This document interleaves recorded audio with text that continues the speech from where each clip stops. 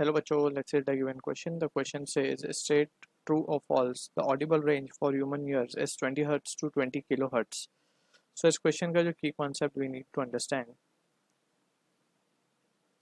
is the concept of audible range frequency. So basically हमने जो sound की category को डिवाइड किया है मेजरली तीन पार्ट में है. एक तो है इंफ्रासाउंड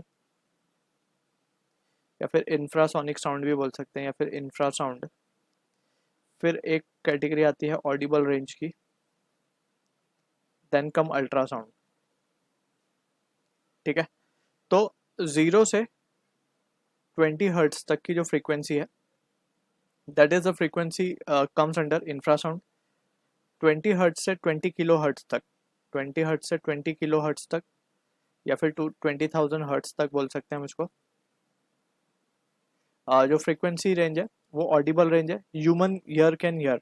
ठीक है, अल्ट्रासाउंड की अगर हम बात करेंगे तो about 200 kilohertz up to 200 megahertz तक. तो ये रफ रेंज हमने लिखी है यहाँ पे.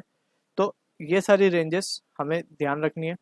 अब इंफ्रासाउंड में मोस्टली जो चीज़ें होती हैं जो साउंड सुन सकती हैं इंफ्रा ये रेंज की, वो है एलिफेंट्स एट्सेट्रा. ठीक है, ऑडिबल रेंज में we are the humans that we can hear the sound within the range 20 hertz to 20 kilohertz. Ultrasound में बैट एट्सेट्रा ये सारी चीज़ें जो है अल्ट्रासाउंड प्रोड्यूस कर सकती हैं और सुन सकती हैं. ठीक है, तो जो हमें ऑप्शन गिवन है वो जो स्टेटमेंट गिवन है वो ट्रू है. That is audible range for human ears is 20 hertz to 20 kilohertz. So this is the true answer. So I hope you understood the solution. All the best.